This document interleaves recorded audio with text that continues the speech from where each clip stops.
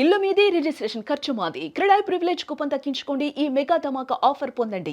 CREDAI Vijayawada property show.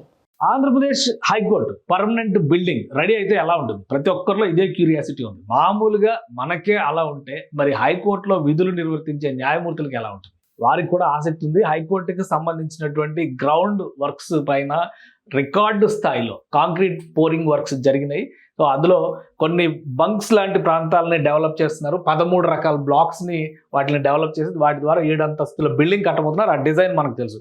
ఇప్పుడు high court chief justice Dheeraj Singh Thakur, అలానే justice PS Narasimha, supreme court జడ్జిగా ఉన్నటువంటి జస్టిస్ రావు రఘునందన్ రావు, ఈ ముగ్గురు కలిసి హైకోర్టు భవన నిర్మాణ పనులు, అలానే జ్యుడిషియల్ సిటీలో ప్లాన్ చేసినటువంటి వర్క్స్, వీటన్నిటిపైన కూడా సమీక్ష నిర్వహించారు. ఆ సమీక్ష పరిస్థితిని తెలుసుకునేటువంటి క్రమంలో వీళ్ళందరినీ ఇన్వైట్ చేస్తూ సిఆర్డిఏ కమిషనర్ కన్నబాబు, ఇతర అధికారుల బృందం నేరుగా వాళ్ళని హైకోర్టు బిల్డింగ్ కన్స్ట్రక్షన్ జరుగుతున్నటువంటి ప్లేస్ తెలిసింది. హైకోర్టు బిల్డింగ్ గురించి మనకు తెలుసు, ప్రతిసారి కూడా మనం డిస్కస్ చేస్తూనే ఉంటాం. ఇక్కడ ఒక వాక్ త్రూ ఉంది. ఇది ఒక బ్రహ్మాండమైనటువంటి అపురూపమైనటువంటి నిర్మాణంగా రాబోతుంది. ఆంధ్రప్రదేశ్ లో ఐకానిక్ బిల్డింగ్స్ 7 కడుతుంటే అమరావతిలో అందులో ఒకటి హైకోర్టు బిల్డింగ్. G+ అంటే గ్రౌండ్ ప్లస్ 7 ఫ్లోర్స్, అలానే బేస్మెంట్ గ్రౌండ్ ప్లస్ 7 ఫ్లోర్స్ తో కడుతున్నటువంటి బిల్డింగ్ ఇది.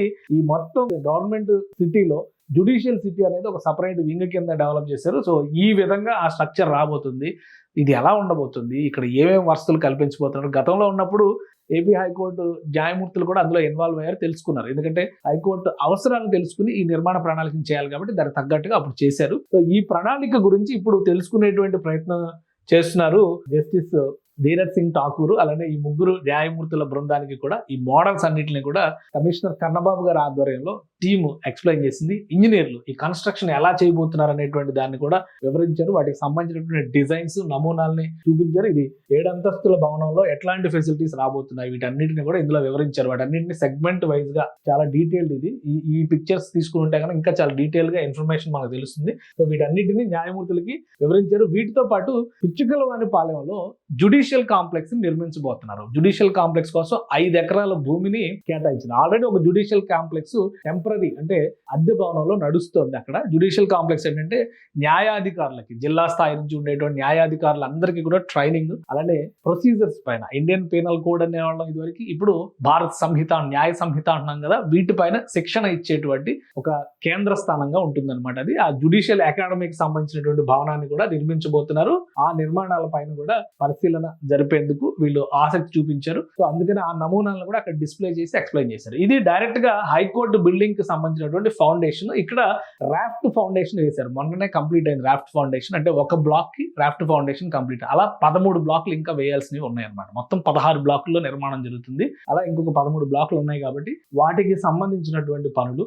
ఇక్కడ వస్తే ఈ బ్యాక్ సైడ్ మనకు కనిపిస్తున్నటువంటి దృశ్యాలు, ఇది ఎక్కడో వేరే ఊళ్ళో చేయట్లేదు అనమాట. ఈ నిర్మాణం అంతా కూడా ఈ బ్యాక్ సైడ్ ఇక్కడ కనిపిస్తుంది చూడండి క్లియర్ గా. ఇది ప్రస్తుతం టెంపరీగా ఉన్నటువంటి బిల్డింగ్. అంటే అమరావతి డిస్ట్రిక్ట్ కోర్టు బిల్డింగ్ కింద దాన్ని నిర్మించారు. దాన్నే ప్రస్తుతం హైకోర్టు కింద ఉపయోగిస్తున్నారు అనమాట. సో ఇక్కడికి హైకోర్టు షిఫ్ట్ అవుతుంది. ఇక్కడ నిర్మాణం ఉన్నదంతా ఈ ఫౌండేషన్ కనిపిస్తుందంటే హైకోర్టు నిర్మాణం అంటే. ఇక్కడ ఎన్ఎక్స్ బిల్డింగ్ అని చెప్పని ఒకటి జగన్మోహన్ రెడ్డి గారి టైంలో, ఆ గవర్నమెంట్ ఉన్న టైంలో అనుమతులు తీసుకుని బడ్జెట్ అలొకేషన్స్ రిక్వైర్ చేసుకుని, ఎందుకంటే ఇవన్నీ ఈ బిల్డింగ్ లో నడిపించడం అనేది అసాధ్యం కాబట్టి ఎన్ఎక్స్ బిల్డింగ్ అని చెప్పని ఒక అగ్గిపెట్టిని కట్టారు అక్కడ. సో ఇక్కడ అంతా ఐకానిక్ స్ట్రక్చర్స్ వస్తే అది మాత్రం ఒక అగ్గిపెట్టి టైప్ లో ఉంటది అనమాట ఆ బిల్డింగ్.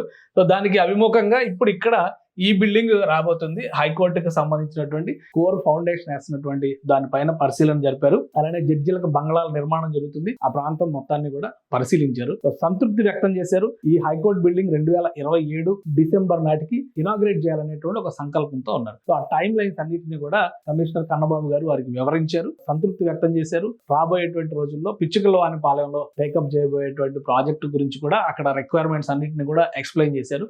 సంతృప్తి వ్యక్తం చేసినటువంటి నేపథ్యంలో సిఆర్డిఏ అధికారులు కూడా ఈ పనుల్లో మరింత వేగం తీసుకొచ్చేటువంటి ప్రయత్నాలు చేస్తున్నారు. సో ఎలాంటి నిధుల కొరత లేదు, ప్రణాళికబద్ధంగా ముందుకు జరుగుతుంది కాబట్టి ఏపీ హైకోర్టు బిల్డింగ్ రాబోయేటువంటి రోజుల్లో ఏ విధంగా సందర్శించేటువంటి అవకాశం ఉంటుంది. ఆ నమూనాలు వాటిపైన ఒక ఆసక్తి నెలకొని ఉంది. ఇప్పుడు ఇది రాబోయేటువంటి రోజుల్లో మన దేశంలోనే ప్రతి ఒక్కరికి కూడా అమరావతి సందర్శించే ప్రతి ఒక్కరు కూడా ఒక అట్రాక్టివ్ ఏరియా అవుతుంది. దీని ఇంటీరియర్స్ కానీ, దీని ఎక్స్టీరియర్స్ కానీ, చుట్టుపక్కల వాతావరణం కానీ. ఎందుకంటే హైదరాబాద్ లో సెక్రటేరియట్ కాంప్లెక్స్ చూస్తే ఎవరికైనా అర్థమవుతుంది, గతంలో ఉన్నటువంటి చెట్లు చల్లదనం మొత్తం కనుమరుగైపోయి అయిపోయి ఒక ఎడారిలో ఒక శ్వేత సౌధాన్ని నిర్మించినట్టుగా కనిపిస్తుంది. అలాంటి పరిస్థితి రాకూడదని చెప్పనే అమరావతిలో గ్రీన్ అండ్ బ్లూ కాన్సెప్ట్తో భవన నిర్మాణాలు చేస్తున్నారు. కాబట్టి హైకోర్టు బిల్డింగ్ లోపల ఇంటీరియర్స్ కూడా చాలా న్యాచురల్ రిసోర్సెస్తో ఉండే విధంగా డిజైన్ చేశారు.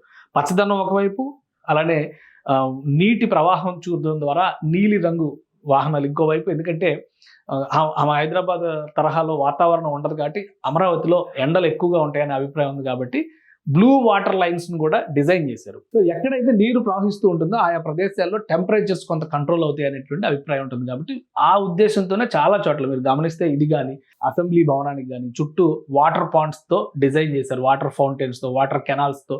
ఎప్పుడు కూడా నీరు పక్కనే కృష్ణానది ఉండడం కూడా ఒక అడ్వాంటేజ్ అనమాట. బ్యాక్ వాటర్స్ ఉంటాయి కాబట్టి వాటిని అలా ట్రాన్స్ఫార్మ్ చేసేలాగా కొన్ని గ్రావిటీ కెనాల్స్ ని ప్లాన్ చేశారు, కొన్ని కాలువలను నిర్మించేటువంటి ప్రణాళికలను కూడా డిజైన్ చేశారు అన్నమాట. సో అందుకనే అమరావతిలో జ్యుడిషియల్ కాంప్లెక్స్, అలానే ఈ మెయిన్ హైకోర్టు బిల్డింగ్, జడ్జెస్ కి సంబంధించినటువంటి భవన సముదాయాలు, వీటన్నింటి పనితీరు పైన కూడా న్యాయమూర్తులు ఒక రకమైనటువంటి పర్యవేక్షణని నడిపించారు. పనులు జరుగుతున్నటువంటి తీరుని అభినందించారు.